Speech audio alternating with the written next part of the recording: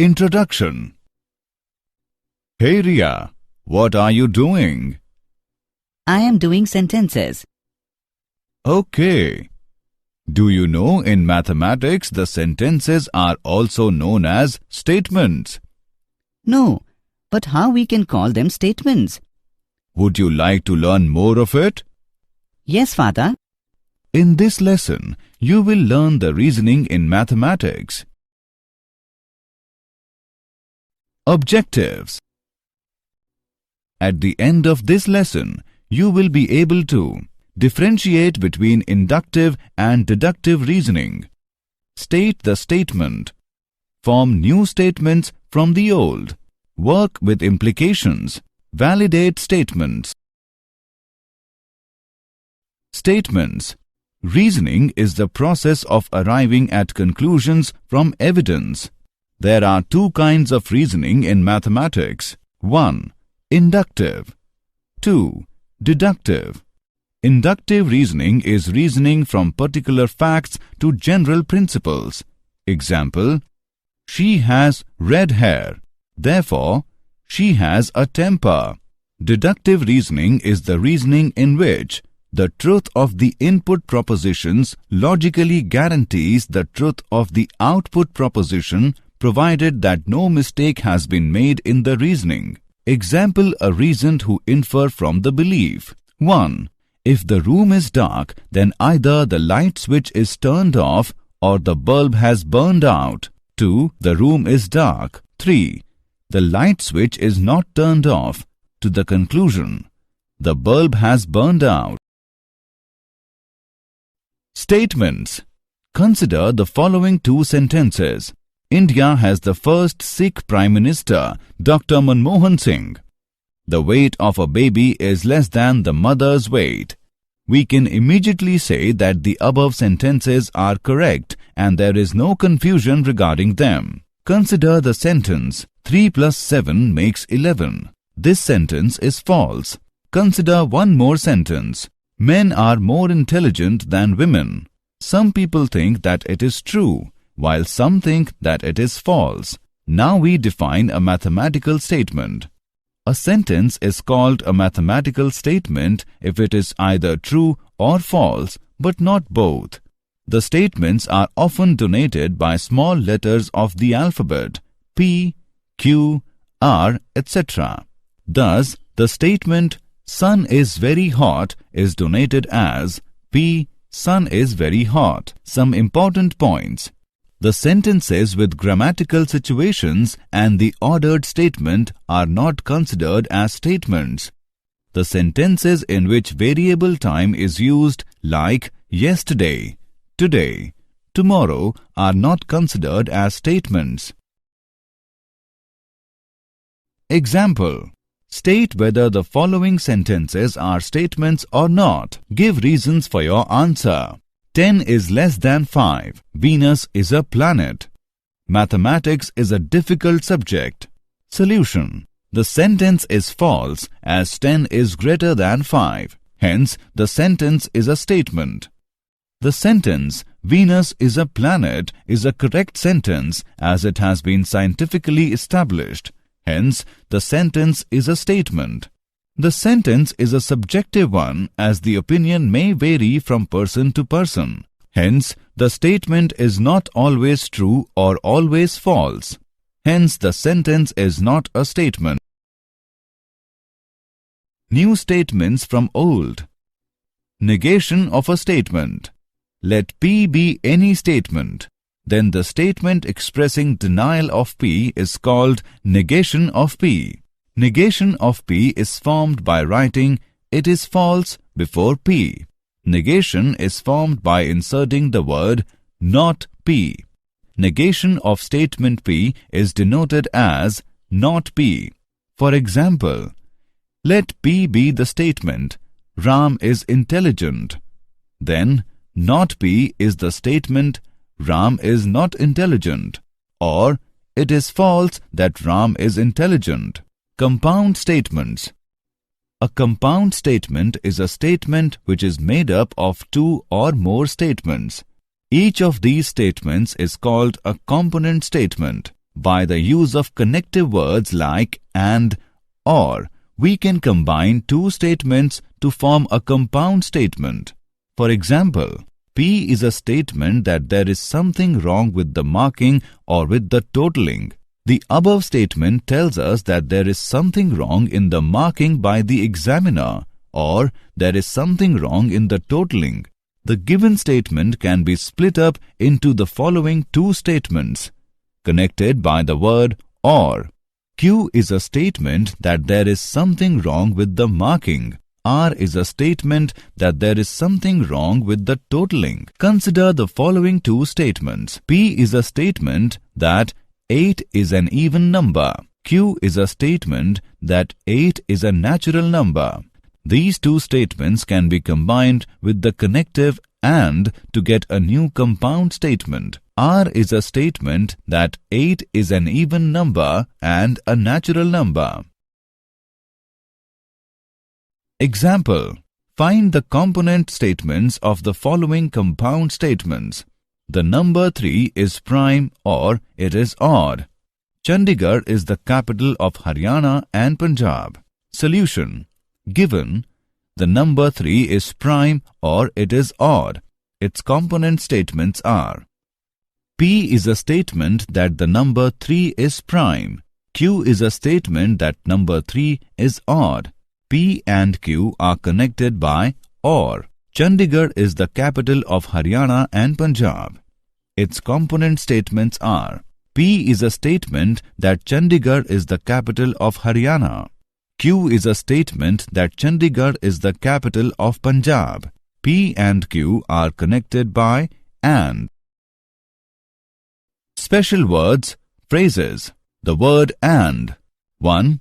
The compound statement involving and is true if all its component statements are true. 2. The compound statement involving and is false if any of the component statements is false. Others may be true. Let P and Q be the component statements, then P and Q is denoted by P and Q. The truth table for P and Q is represented as: for P true and Q true, the P and Q is true. For P true and Q false, the P and Q is false. For P false and Q true, the P and Q is false. For P false and Q false, the P and Q is false. For example, P is a statement that 30 is divisible by 2, 5 and 6. It has following component statement. Q is a statement that 30 is divisible by 2. R is a statement that 30 is divisible by 5. S is a statement that 30 is divisible by 6. Q, R and S are true statement. Also, P is a true statement. The word or. Exclusive or. In a compound statement, P or Q, if exactly one of the two alternatives occur, that is component statements P or Q, but not both occur, then connecting word or is called exclusive or. For example, P is a statement that a cold coffee or a cold drink is available free with a double pizza. This means that a person who does not want cold coffee with a double pizza can take a cold drink in its place. Or if one does not want a cold drink with a double pizza, can have a cold coffee. But a person cannot have both with a double pizza. This is called exclusive use of word or. Inclusive or. In a compound statement P or Q, if at least one of the two alternatives occur, that is, component statements P or Q or both occur, then the connecting word or is called inclusive or. For example, Q is a statement that a student who has taken business studies or mathematics at +2 stage can apply for BCom pass course. Statement Q implies that the students who have taken both business studies and mathematics at +2 stage can apply for BCom pass course, as well as students who has taken only one of these subjects can also apply for BCom pass course. This is called inclusive use of word or. 1. A compound statement with or is true when one component statement is true or both the component statements are true. 2. A compound statement with or is false when both the component statements are false. Let P and Q be the component statements, then P or Q is denoted by P or Q. The truth table for P or Q is represented as: for P true and Q true, the P or Q is true. For P true and Q false, the P or Q is true.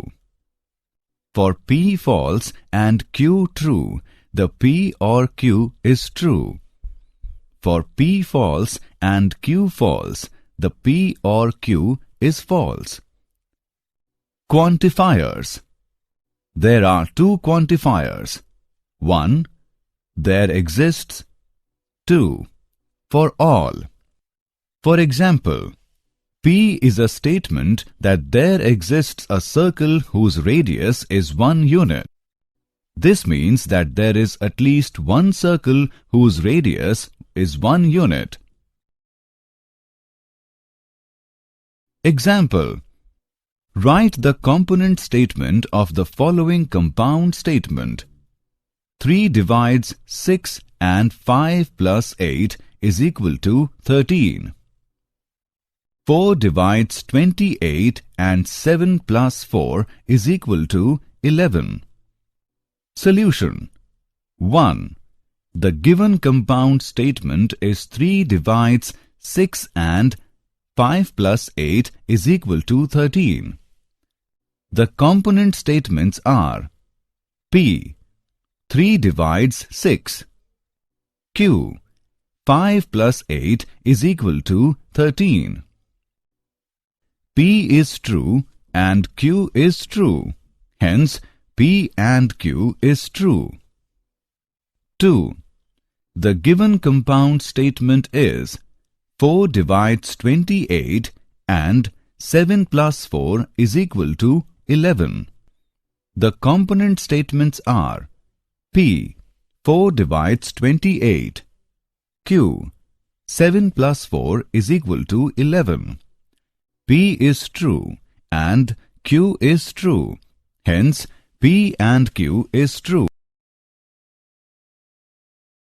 Example: for each of the following statements, determine the inclusive or exclusive or use of words. Give reasons for your answer. The shop is closed if there is a function in the family or it is a closed day. Students can offer Sanskrit or Urdu as a third language. Solution: here the use of word or is inclusive as the shop is closed on a closed day as well as on a day when there is a function in the family. Here the use of word or is exclusive as the student can have both Sanskrit or Urdu as third language but cannot have both of them. Implications. We will discuss the implication of if-then, only if and only if. Two statements connected by the phrase if-then are said to result in a statement called implication. For example, if more mangoes arrive in the market, their prices will go down. If P, then Q is the same as following. If P, then Q means that P implies Q. It is denoted by P implies Q. This says that a number is a multiple of 10 implies that it is a multiple of 5. P is a sufficient condition for Q. For example, knowing that a number is a multiple of 8 is sufficient to conclude that it is a multiple of 4 also. P only if Q. This says that a number is a multiple of 8 only if it is a multiple of 4. Q is a necessary condition for P. This says that when a number is a multiple of 8, it is necessarily a multiple of 4. Negation of Q implies negation of P. This means that when a number is not a multiple of 4, it is not a multiple of 8. Contrapositive and converse. The new statements formed from the given statements by the use of phrase if-then are called contrapositive and converse. For example, the following statement involving if-then. If there is a brisk selling of stocks in the stock market, then the Sensex falls sharply. Contrapositive of statement is, if the Sensex does not fall sharply, then there is no brisk selling of stocks in the stock market. Both the statements convey the same meaning. The converse of a given statement, if P then Q, is if Q then P. Consider a statement. If two integers x and y are such that x greater than y, then x minus y is always a positive integer. The converse of this statement is, if two integers x and y are such that x minus y is always a positive integer, then x greater than y. Use of if and only if. It is represented by the symbol if and only if, which means the following equivalent forms of the two statements P and Q. P if and only if Q.